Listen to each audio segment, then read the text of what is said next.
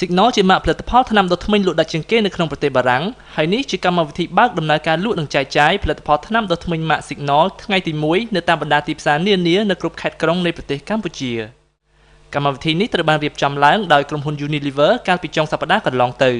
បុគ្គលិកក្រុមហ៊ុន Unilever បានធ្វើដំណើរតាមដងផ្លូវនិងតាមផ្សារទូទាំងប្រទេសដើម្បីប្រកាសថាប្រជាជនកម្ពុជាបានដឹងឮអំពីដំណើរការលក់ផលិតផលថ្មីនេះវាមិនមែនរាល់ថ្ងៃនោះទេដែលបុគ្គលិក Unilever និង Depot ចែកចាយចូលរួមនៅក្នុងពិធីបើកដំណើរការលក់ផលិតផលបែបនេះ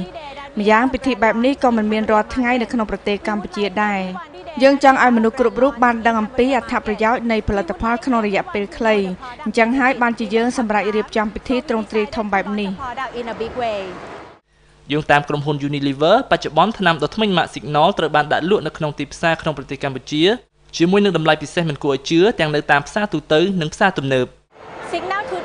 Signal ជាថ្នាំដុសធ្មេញដែលពេញនិយមជាងគេនៅប្រទេសបារាំងដោយសារវាមានគុណភាពខ្ពស់និងត្រូវបានគេទទួលស្គាល់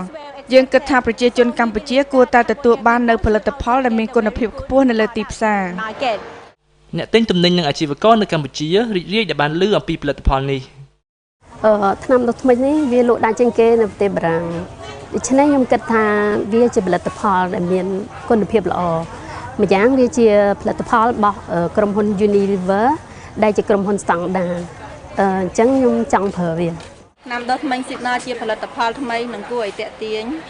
ខ្ញុំជឿថាអតិថិជននឹងចង់សាកល្បងប្រើប្រាស់និងពេញចិត្តផលិតផលមួយនេះ